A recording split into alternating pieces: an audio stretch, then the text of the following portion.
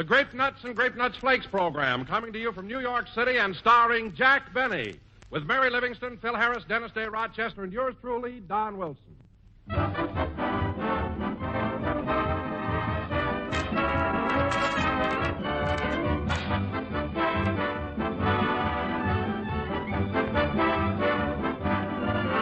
Back in the dear dead days when folks put on long linen dusters to go scorching over the roads in a brand new horseless carriage, yes, way back then, delicious, malty-rich grape nuts were making a hit at American breakfast tables. And they've been making a hit ever since. Today, you can enjoy that one delicious flavor in two delicious forms. Grape nuts, crispy, crunchy kernels, and grape nuts flakes, delicate, toasty brown flakes. Both have a malty-rich, sweet-as-a-nut goodness that's absolutely distinctive. A flavor with punch and zest that makes breakfast a high spot of the day. And Grape Nuts and Grape Nuts Flakes are both Basic 7 foods, for they supply all-around whole-grain nourishment. Our government wants us to eat more of such cereals, for they're plentiful, not rationed, and they help to take the place of scarcer foods.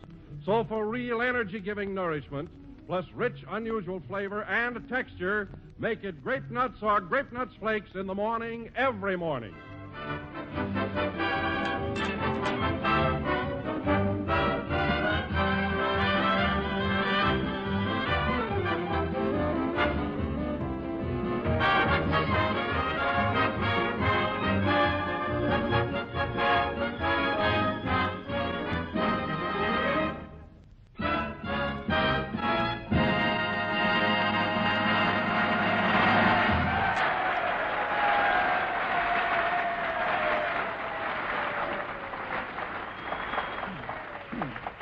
And now, ladies and gentlemen, say, Mary, are you sure it's all right? Certainly. Isn't it, Phil? Sure. Go ahead, Don. Okay.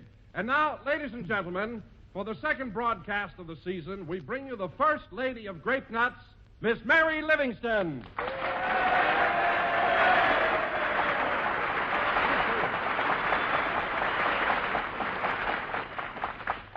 Thank you. Hello again. This is Mary talking. And, Don, the reason I asked you to introduce me is because Jack's out in the hall talking to his new writers. His writers? Not so loud, Don. Not so loud. You know, people think I ad-libbed this stuff here, you know. I'm one of them spontaneous men. Oh, I'm sorry, Phil.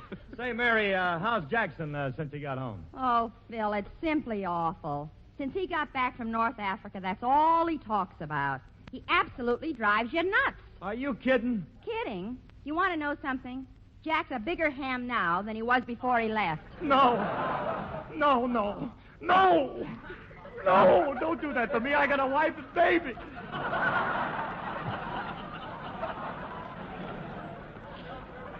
Maybe two. No, it's the truth, fellas. This military stuff has really gotten into Jack's system. Gosh, how he'd love to be a general. What a guy. I can't understand Jack wanting to be a soldier. Wasn't he in the Navy in the last war? Yeah, but he was in the Army the war before that.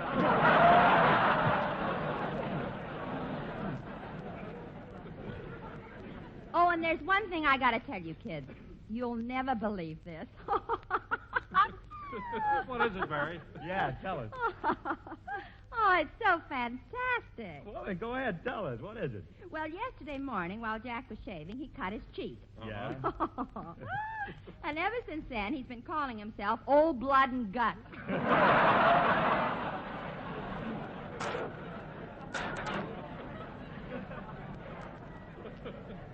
Oh, he's impossible. 1, 2, 3, 4. 1, 2, 3, 4. That's Jack now, out in the hall. 1, 2, 3, 4. What you doing, drilling? Either that or counting his hair.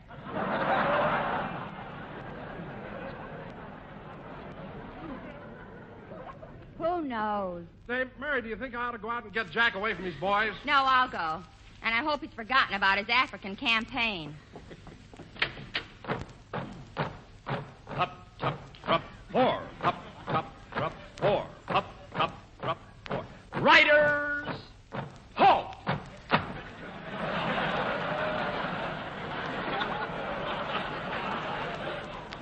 Present pencils. A fine bunch of comedy writers. Recruits from the Allen program. Rookies, every one of you. Just look at you.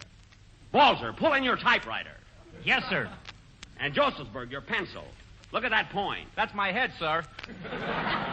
I mean the one with the eraser on it. And Tackleberry, where's Howard? He went AWOL to Red Skelton, sir. He did, eh? Now, listen, men. This is no picnic, you know. You got a job to do, and I'm going to see that you do it. And you. Look at you with your hair hanging down in your face. I never had that trouble with Bill Morrow. But, sir, wasn't he bald? That's beside the point. That's my head, sir.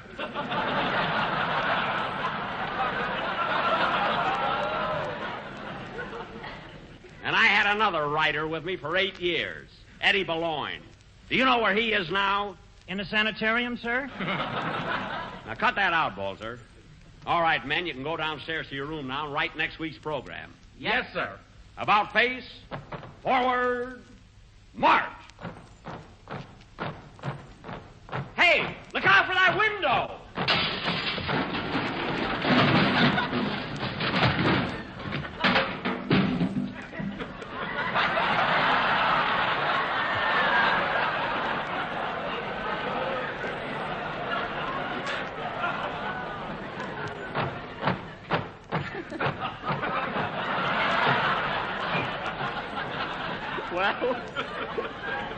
Well, I guess they're all right, darn it.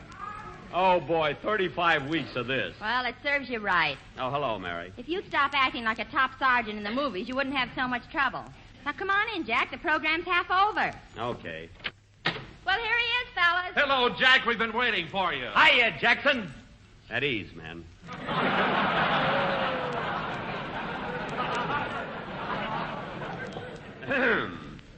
Shall we line up for inspection? Not now. Play, Phil. You see, Mary, I have to discipline the boys. That's the only...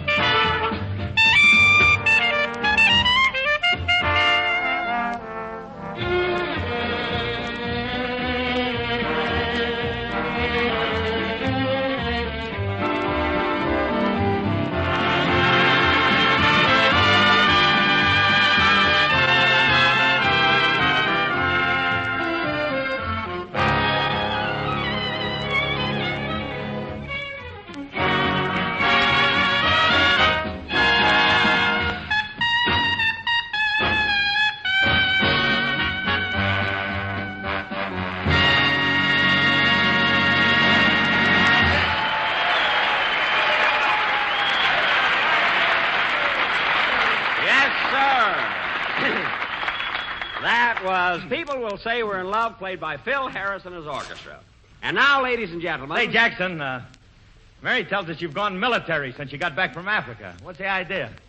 What do you mean? Well, she says the Army life has gone to your head. Oh, that's ridiculous.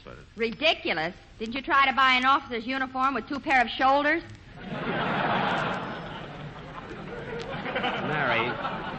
Mary, it was just a buck private's uniform. And I had a hard time finding one. Well, let's go into a lot of trouble just to get in the movies for half price, Bub.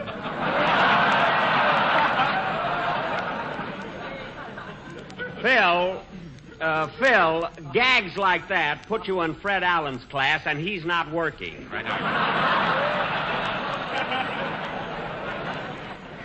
Anyway, as long as you brought it up, the part of the Army I'm interested in is the Air Corps. There you are, fellas. I really am. I'm interested in the Air Corps. Last night he brought down 6 flies with a spray gun, so now he's an ace. I brought down 7 and 3 probables.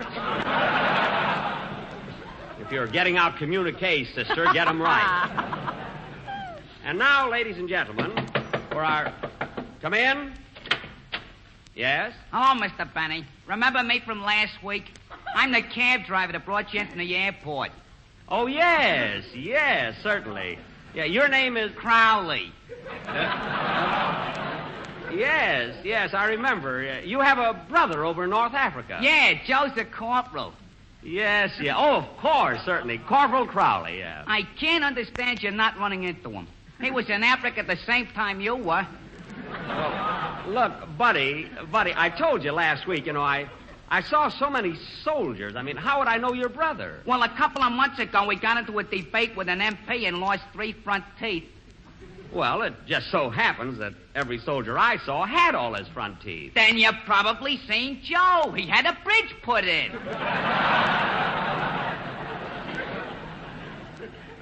Look, Mr. Crowley, I know how you feel. I mean, you've got a brother who's a corporal in the Army, and you're proud of him. I'm proud of him, too.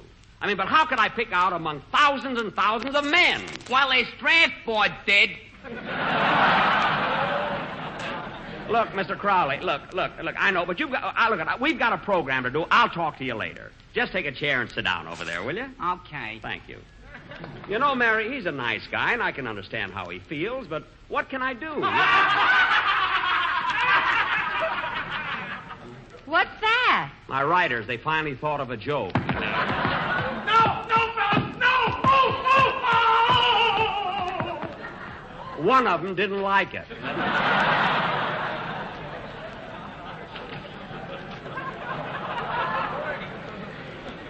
He will next time. You said it, huh?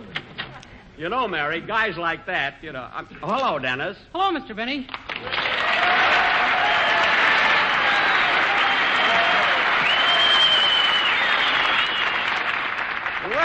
Well, how are you, kid? Fine, sir. Dennis, you don't have to salute me in the studio. Yes, sir. And you don't have to call me sir. Yes, ma'am.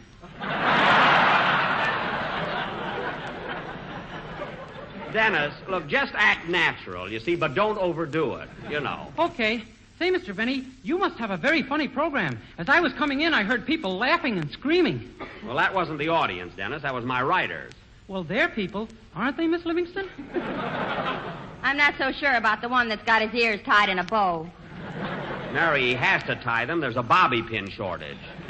Anyway... Say, Mr. Benny, Yeah? Do you think you can get one of your writers to relieve me this evening? Well... Relieve you of what, Dennis? I'm on sentry duty in front of Mr. Benny's room every night. Dennis, it's just until... Isn't that awful? Well, listen, kid, you don't have to stand there all night. When Jackson goes to sleep, why don't you beat it? Oh, I don't dare. He's got his bed pushed up to the door, and he keeps peeking at me through the keyhole. Dennis, stop exaggerating, will you? And let's have your song. Okay.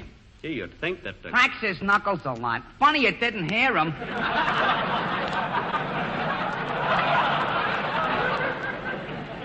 Who? My brother, Corporal Crowley. Look, you told me about his knuckles last week. Now, look at Crowley. Won't you please... Hey, those writers are really on the beam. I'm going down and see what gags they've dreamed up. Excuse me, kid.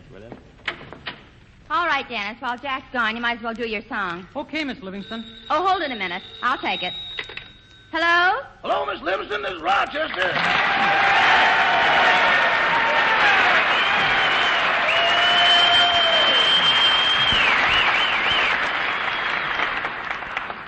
Hello, Rochester. How are you? I'm fine, thanks. How are you, Miss Livingston? Oh, I'm all right. That's good. Can I speak to old Blood and Guts?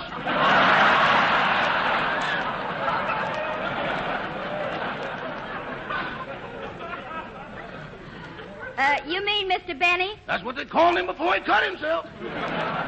Rochester, has he been giving you that military stuff, too? Has he? You won't let me out of the hotel room without a 3-day pass.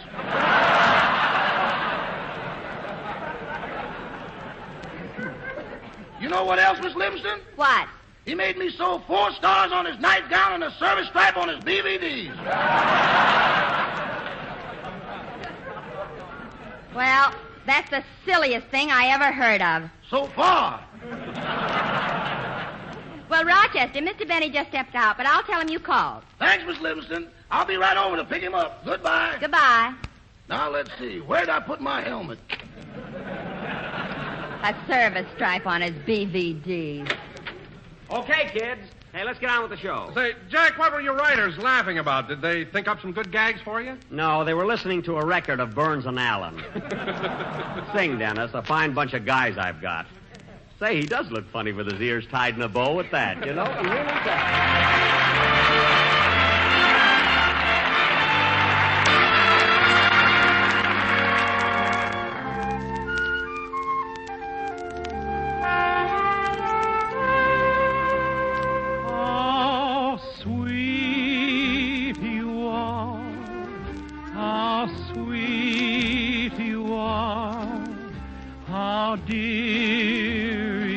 Tenderly smiling face.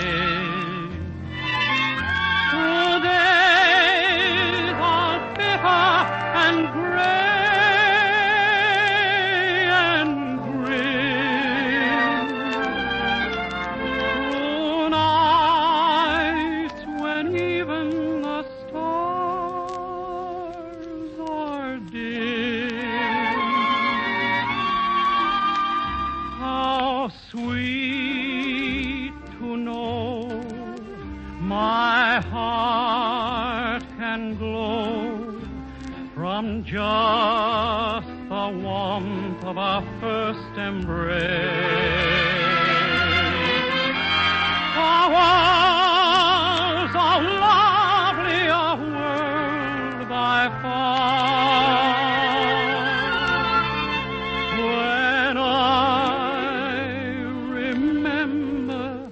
How sweet you are. How sweet to know my heart can glow from just the warmth of our first embrace. The world's so lovely, a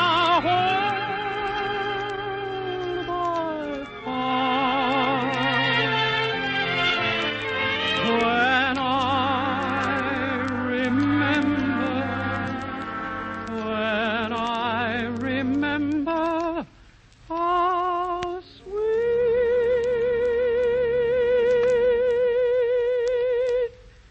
you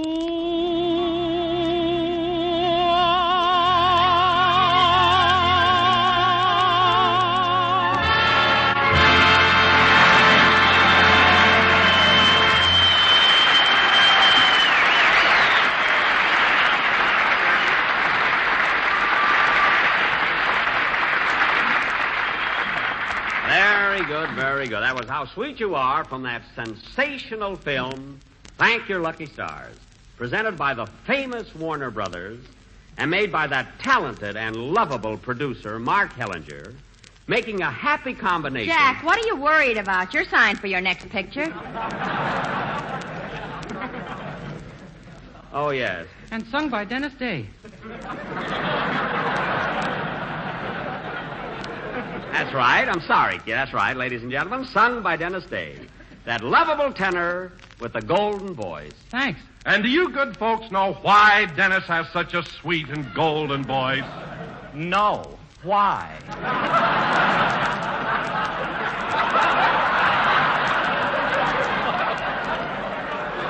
Because he eats grape nuts and grape nuts flakes, thereby enjoying one delicious flavor in two distinctive forms. Isn't that right, Dennis? Yes.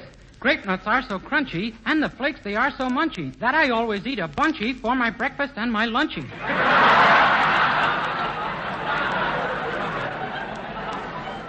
Dennis, how about dinner? Thanks. Are you sure I won't be intruding?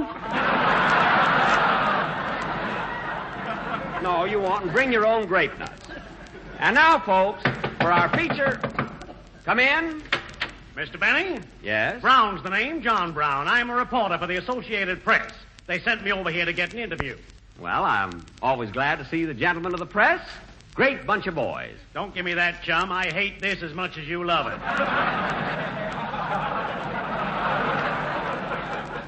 Well, Mr. Brown. I want a story and you need publicity, so start talking. Well, look, Mr. Brown. I got to make a deadline and you want to see your puss in print. Well, Mr. Brown. Now tell me about your trip. Where did you go? What did you do? Well, to tell you the truth, fellow, I don't want to brag. But you will. You will. No, Mr. Brown, I'm not bragging at all.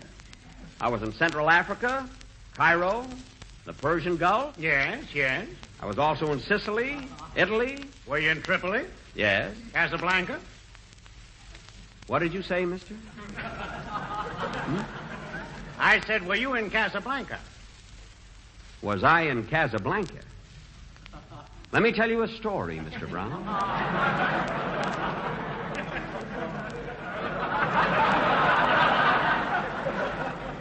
Come closer. This will be interesting. Very interesting.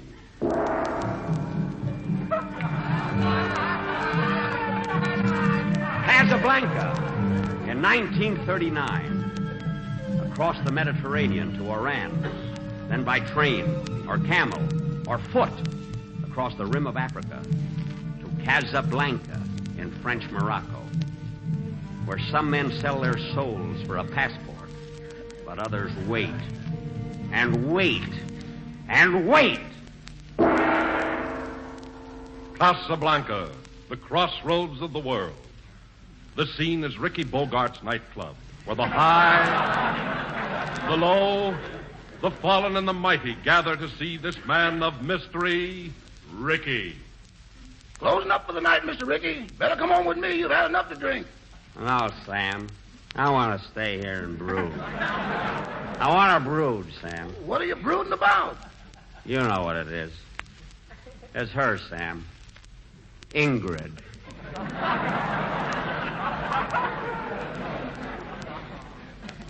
When we split up in Paris, she left me. She left me, Sam. Left me a sad and broken down old man. That's the way she found you, boy.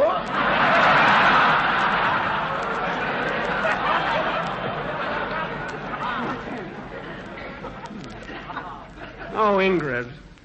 Ingrid. I thought I'd gotten you out of my mind. But you come back like a ghost, haunting me. Haunting me. But I won't take you back, see? I won't do it. If Humphrey Bogart's listening, it doesn't get any better. Sam, play that song for me again, will you? What's the use, Mr. Ricky? It only brings back memories. I don't care. Play it. Say, my brother was in Casablanca.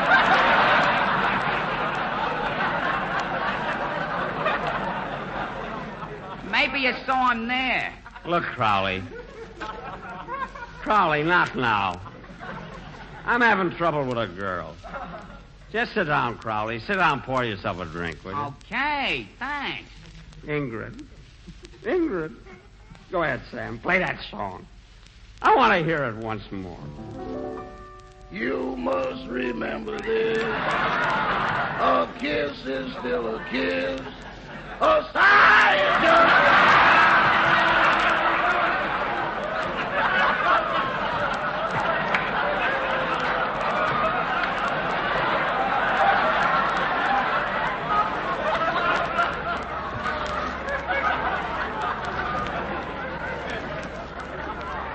That's it, Sam. Sing it, boy. The fundamental things apply as time goes by. As the time goes by. Sing it, boy. And when two lovers woo, they still say I love you. Oh, cock-a-doodle-doo. The fundamental things apply as time goes by. As time goes by. What a song. What a song, Sam. It tortures me. It tortures me, but I love it. Here, Crowley. Crowley, have another drink. Sing it, Sam. Sing it. Moonlight and love songs never out of date. Hearts full of passion, jealousy, and hate.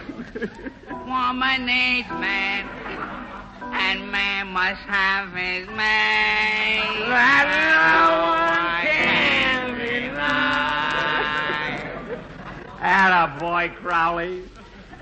Say, Crowley. Crowley, haven't you got a brother up here in... Haven't you got a brother up here in North Africa? Yeah, how did you know? I met his brother in New York. He's a cab driver. Never heard of him. Me neither. Sing it, Sam. Sing that song that keeps breaking my heart. You must remember this. A kiss is still a... Mr. Ricky! Mr. Ricky, look! What is it, Sam? Look in the doorway. It's her. It's her. Ingrid. My Ingrid. You must remember this.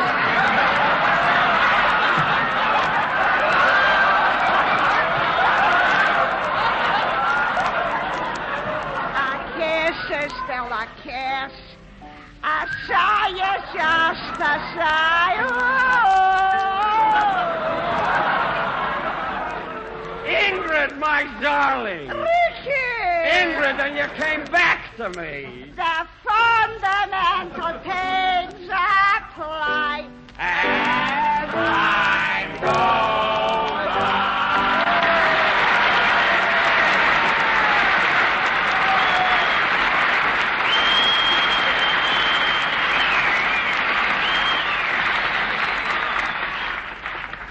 And you, Mr. Brown, you asked me if I was ever in Casablanca. Play, Phil.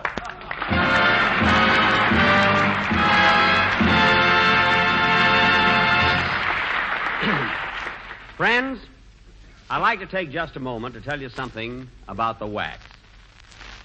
They're making a tremendous contribution to victory. I know their spirit and courage, their immense pride in their jobs, and they have a right to be proud. The trouble is, there aren't enough of them to do all the things that need doing. So won't you give some serious thought to joining up? The WAC uniform is a mark of rare distinction. It's the uniform of the greatest army in the world. Now, maybe you don't realize this, but there are 155 different kinds of jobs open right now in the WAC. Well, out of 155 jobs, you can certainly find one that will suit your own special abilities. So think it over. You can go to your local WAC recruiting station and get all the details. You know, every woman who joins the WACs helps to bring victory closer. Helps to bring our American boys back home quicker. And that's something we all want to do.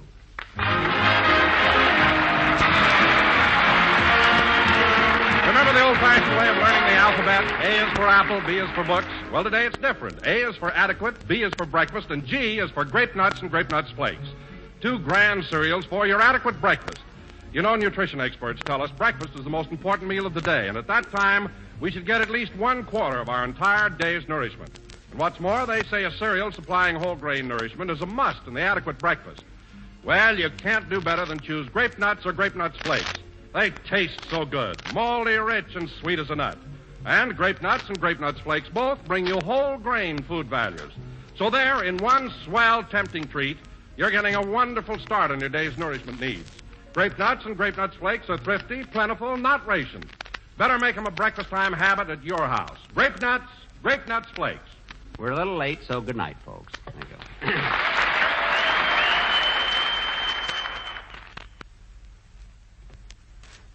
Hot grape nut sweet meal. There's a treat as is a treat. Try a bowl of this rousing, rich, hot brown cereal, and you'll say it's the best ever. Has a gloriously smooth, full-bodied texture. Has the rich goodness of roasted whole wheat. Has the grand whole grain nourishment. And grape nut sweet meal cooks to perfection in just 3 minutes. That's hot grape nuts sweet meal. This program came to you from New York. This is the National Broadcasting Company. KFI Los Angeles, Earl C. Anthony, Incorporated.